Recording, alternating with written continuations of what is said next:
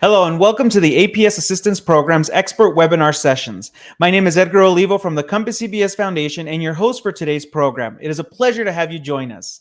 In today's expert webinar session, we will share with you financial tools, skills, and resources to help you build a solid foundation. Financial skills are important because they equip us with the knowledge and tools we need to manage money effectively. Without it, our financial decisions and the actions we take or do not take lack a solid foundation for success. To discuss this and more, we have our first special presenter, Matt Long from Take Charge America. He will share tips on how to assess your finances, spend smart, manage your credit, as well as banking insights to help you save money. This expert webinar session is brought to you by the APS Assistance Programs team. At APS, the team knows how important it is to help customers get back on their feet during difficult times. If you or someone you know needs help with energy bills, we are here to help. APS has programs that provide discounts to qualified limited income customers, as well as programs to help customers stay on top of their bills. You can also receive help through local agency partners across the state. We put together these expert webinar sessions to complement your learning journey with us by discovering more resources in our APS online learning program. I'll share more details about that program and more later. Make sure to stick around at the end of this session. Today, we will learn about financial literacy. Financial literacy refers to a set of skills that includes knowledge of money, credit, and debt management to help people make financially responsible decisions in their everyday life. Budgeting, debt repayment, and recognizing the differences between various financial products are examples of financial literacy. To summarize, financial literacy has a major influence on our lives and families as we learn to manage our money, buy a home, support our children's education, or create retirement income. To learn about this and more, we have our guest presenter, Matt Long from Take Charge America. Make sure to grab your notes. It's going to be a great conversation. Take Charge America is a nonprofit financial counseling agency that has helped more than 2 million people nationwide transform their financial outlooks with one-on-one guidance to pay off debts, regain financial independence, and save for the future. An industry pioneer and leader, they drive many of the innovations and services that have supported consumers in financial distress for over 35 years. Matt is a community outreach educator for Take Charge America and a great friend of ours. Matt, welcome to the program. Matt, thank you so much for joining the program. How are you doing? I'm good, thank you. How are you today? Good, good. Thank you so much for joining these expert sessions. You know, we have a lot to learn. We know that Take Charge America does a lot of great work, and you're one of our financial literacy leaders. What are we going to be learning about today? Well, we're going to kind of do an overview in a bunch of different areas and kind of look at a variety of different tips to maybe give you some things to think about in relationship to your finances. Certainly, we all get to choose the way we do our finances and the way we handle our money. But here's kind of a few tips I've picked up throughout the years of doing this. All right. So, Matt, I'm going to give you the stage. It's all yours. All right. Thank you. All right. So just some financial tips. Again, you know, this is just an opportunity to give you a bunch of things to think about. Probably the coolest thing about money is you get to choose how you handle it. So we're going to look at some of that today. So when we talk about smart spending habits, you know, some things that are out there that to look at is saving for a big purchase. So if you need a refrigerator or a new stove or a washer and dryer or even a car to maybe save some money up and try not to put that on credit, because anytime you have credit, you got to pay interest. Certainly comparing prices. You know, oftentimes we look at the discounts.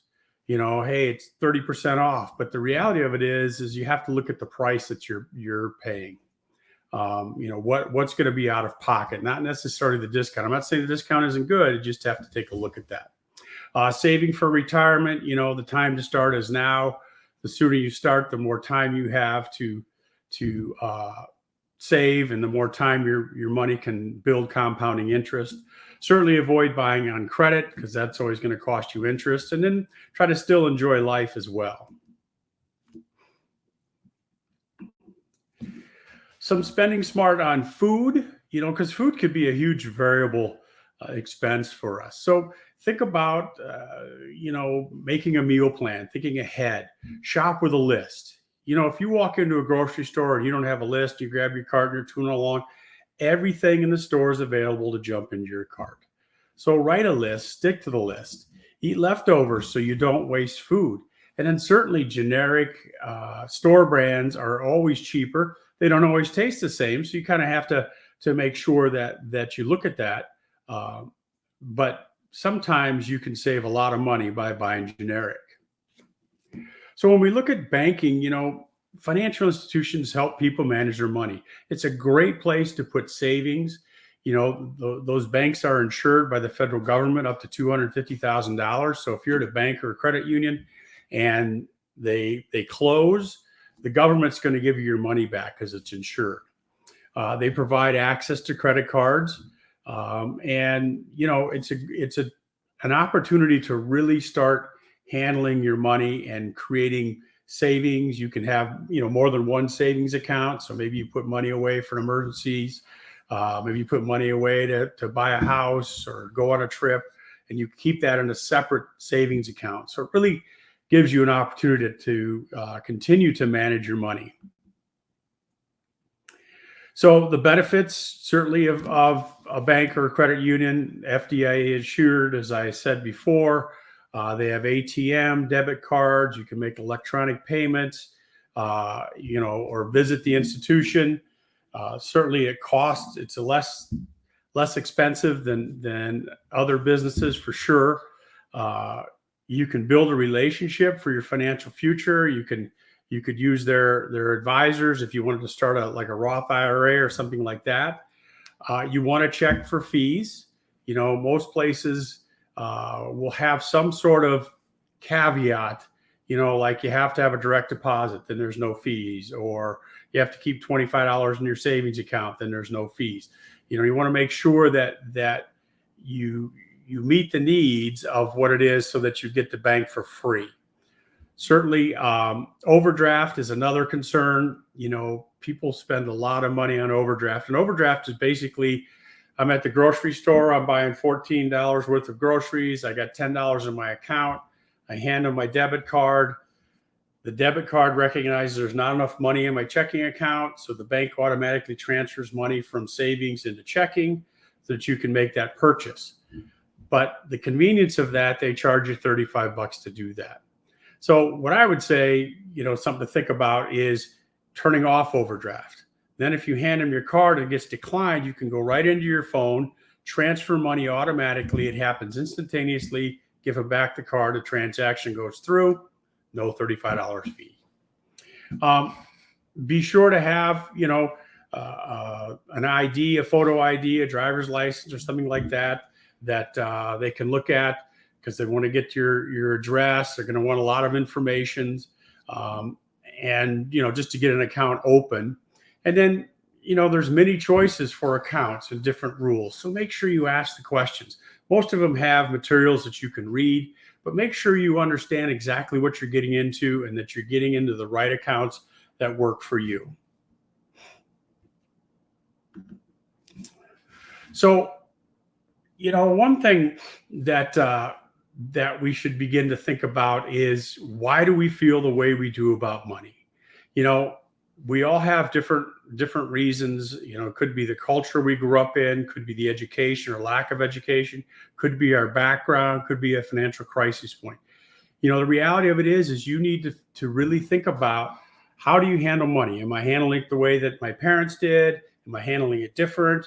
Do I feel like I'm having success in my personal finances? And you get to define what success is, but I read a book once that talked about having enough, and enough to this person was being able to pay their bills, save money every month, go on a vacation, and put money away for retirement. So you really need to think about what is it that drives you money wise, and what works for you.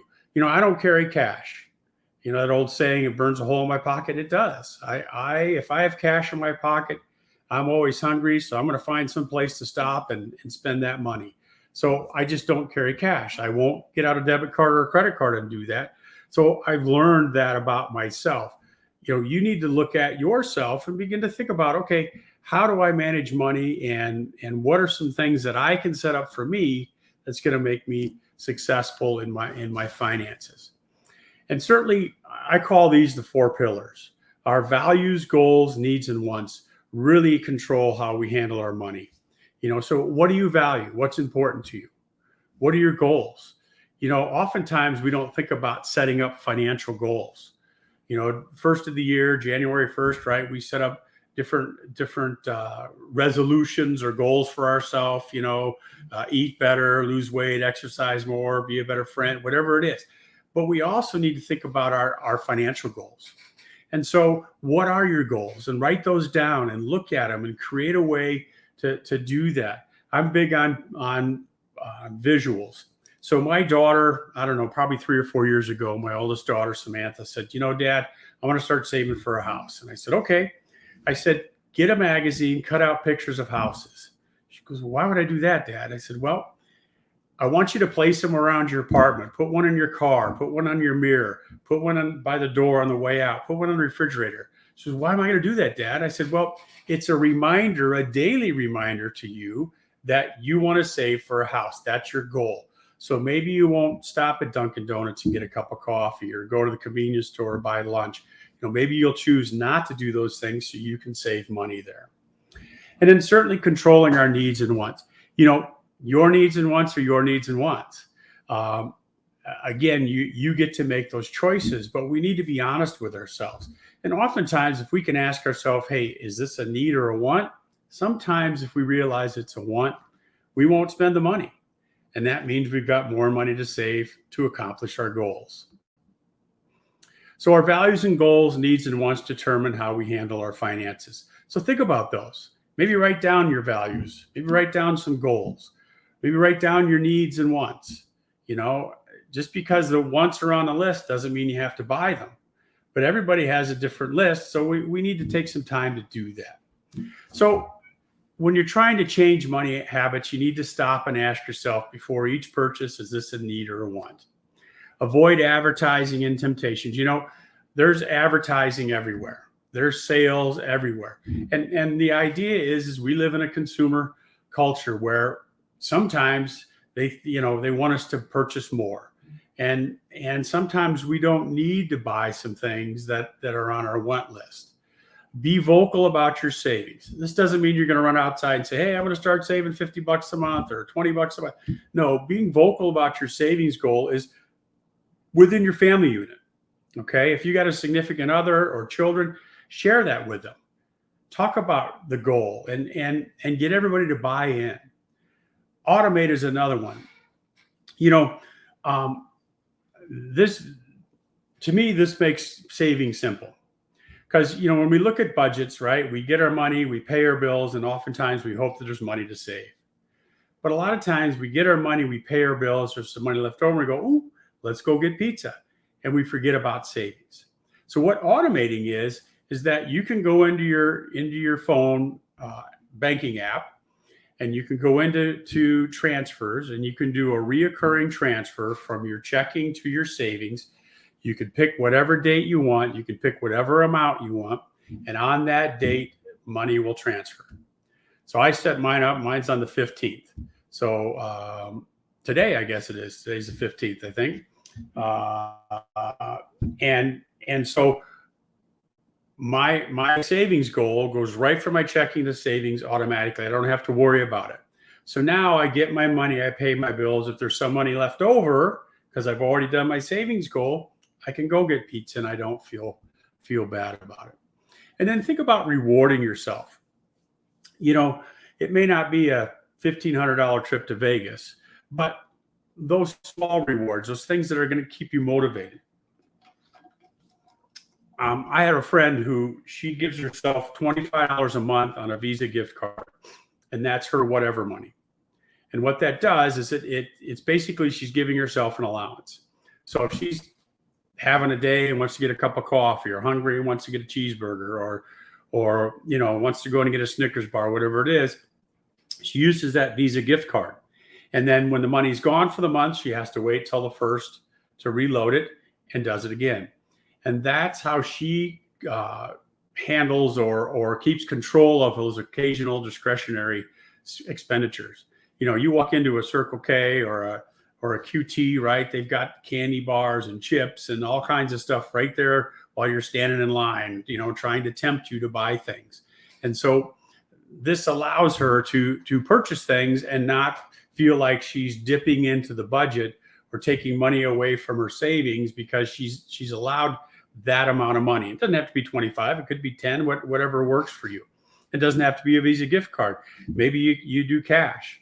Maybe you have a $20 bill. And when that $20 bill is gone, you're done for the month. But those small rewards in response to doing things that you feel are right in your finances can really keep you motivated. So let's talk a little bit about credit. And, credit is an important piece of personal finances. It helps you helps people, I guess, other people that don't know you make decisions when you're applying for loans, whether it's a car loan or for a house or a student loan or personal loan, whatever it is. They're going to look at your credit report and your credit history, and that's going to help them make the decision. A job. A lot of companies are now beginning to look at people's credit reports and credit history in relationship to jobs. So it's an important piece. Certainly in the financial world, if you're going to work for a bank or something like that, they're probably going to look at it. Renting an apartment or a house, again, they're going to run your credit report. Getting a mortgage, even security clearance, they're looking at things because it's just another feather in your cap that they look at. So what's in a credit report? Well, when you pull your credit report, there's identifying information, your name, address, social security number, date of birth, place of birth, public record information. So if you've had any bankruptcies, judgments against you, tax liens, anything like that, there's a category for that. If you have anything in collections, there's a category for that. Credit account information, accounts that are current or have closed status, the closed ones will stay on there for 7 years. And you need to check that all these are accurate. I mean, that is part of your responsibility to keep track of your credit report and make sure everything is good. So there's a whole formula that they have out there. It's a long mathematical formula, and I don't want to get into the math part, but I can tell you these pieces. What they're looking at, 35% of your score is made up of paying bills on time as agreed. So something's due on the 3rd, it's paid by the 3rd. Due by the 12th, paid by the 12th. That's 35% of your credit report. Then accounts owed, 30%, paying down balances and credit utilization. So credit cards have a big impact on this. So if you're carrying a balance on your credit card that's more than 25% of the available credit, so what that means is I got a $1,000 limit and I'm carrying a balance of $400, my score is going to go down. If I'm under that $250 range, my score is going to stay up. Then length of history. The longer your history, the higher your score in this area. And that's 15%. So when I work with people who have too many credit cards and they want to close a couple of credit card accounts, pay them off and get rid of them, I tell them, hang on to the old ones because you're building history. You're building part of that 15%. Next is credit inquiries. So you go to Cactus Jack's auto shop and they run your credit. That's a credit inquiry. It's a 10% drop in your score. So what I tell people is just a suggestion, I guess, is pull up your credit score on your phone. Okay, get it on your phone and then show them your credit score and say, we can negotiate off of this. And if I decide to buy the car or rent the apartment or whatever it is that we're looking for, I will then give you permission to run my credit report. That way, I'm not getting that 10% ding. And they can negotiate off your score. Your score is a result of what's on your credit report. And then types of credit, a mix. So they're looking for a variety of things out there: credit cards, car loans, mortgages. You can put your cell phone on there, your utilities. You can put all kinds of things on there now and help your credit report, because maybe you don't have a credit card. That's okay. You can put some of these other things on there and they'll see that you're paying on time. You're not carrying a big balance. You've got some history there, and all of a sudden your score is going to begin to grow. So credit scores run from 300 to 850. The better the score, the more opportunity you have for things like 0% on buying a car, qualifying for an apartment, qualifying for a mortgage, getting a lower interest rate on your credit card, discount on your car insurance. A lot of people don't know that if you have a good credit score, you get a discount on your car insurance. So when we look at budgeting, okay, I can't give you dollar amounts because I don't know what your income is. I don't know what your expenses are, but there are some percentages out there that and there's a bunch of these things out there. This is just the one that we use at Take Charge America. So housing's 35%. Okay, I'm going to check something, see if this, no, it doesn't have it. Okay, so housing's 35%. So that would be rent, mortgage, utilities, all that stuff. Okay, 35%. Transportation is 14%. So that's a car payment, that's gas, insurance, Uber, Lyft, bus pass, light rail, however, whatever you use for transportation. Food is 13%. So that's groceries, dining out, Snickers bars, everything that you have. Debt is 3%. That means that personal debt, student loan debt, credit card debt is 3%. And then 20% is other. So that's kind of your wants. Some people put medical bills in there. Some people will put childcare in there. You can put those things in there. And then the goal is 15% in savings.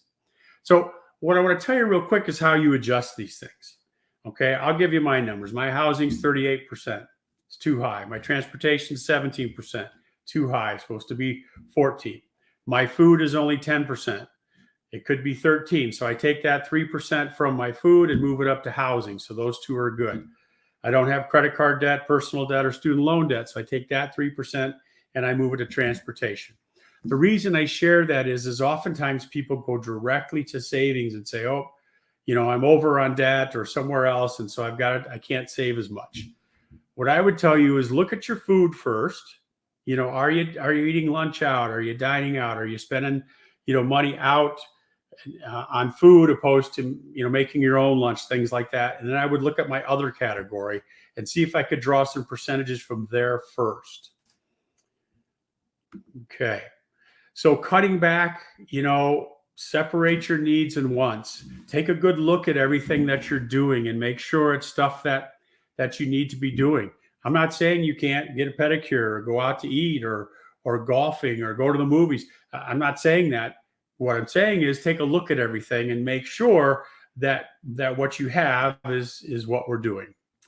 All right, here are the 3 credit bureaus, Equifax, Experian, and TransUnion. This is where you get your credit report.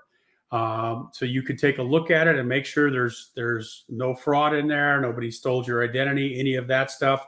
You can freeze your report in there through these agencies. Again, I recommend a couple times a year you look at your credit report, and these agencies, you can get a free credit report once a year. So I could do Equifax today in 6 months, Experian in 6 months or 3 months, do TransUnion, and it would all be free. So budgeting, I give people this challenge. I tell them to track their spending for 30 days. Look at your fixed expense, variable expenses, but more importantly, those occasional and discretionary expenses. Those are the things that have a tendency to eat up our money. So one place I start with people when they want to try to put together a spending plan is I tell them track your spending, keep receipts, put it on a phone app, whatever it is, take a look at how you're spending your money. Then write it all out, get a clear picture, and then label it. Is this a need or a want? And that will tell you or give you an idea of how you're doing. Because when people look at budgets, they look at their income, they look at their expenses, and they see if they have cash flow. But a lot of times they just do their variable and fixed expenses, and they forget about those occasional discretionary expenses. And that's the stuff that has a tendency to eat up your money. All right. So if you get an opportunity, you'd like to fill out a survey in relationship to this presentation, you can text the word survey at 480-418-6367. If you need to talk to somebody at Take Charge America, you can call them, or you can visit our website. We have all kinds of stuff out there for people to look at. Okay. Matt, thank you so much for your great presentation. Now, are there any final remarks that you'd like to share with our audience? The only thing I would say is because you get to control your money, putting together a budget or a spending plan, looking at all these different options out there gives you some control and will lower the stress. Money can be very stressful, but if you can get a handle on it, that stress will lower. So it sure does. And if you want to find out more from Matt and follow his presentations, visit Take Charge America. There's a lot of wonderful resources there for you. Thank you once again, Matt, for joining us today. Sure. Thanks for having me. Everybody stay safe. Have a great day. I hope you enjoyed our program today. Our expert webinar sessions are designed to help you access resources that will help you build a healthy financial future and achieve your goals. We have great expert webinar sessions lined up to share with you more information about assistance programs at APS and across the state of Arizona. Make sure to visit aps.com/assistance for our expert webinar schedule. And while you are there, make sure to explore the APS Online Learning Program. The APS Online Learning Program includes a series of video lessons that provide an overview of assistance programs available for qualified customers, as well as tips on how to save energy and money.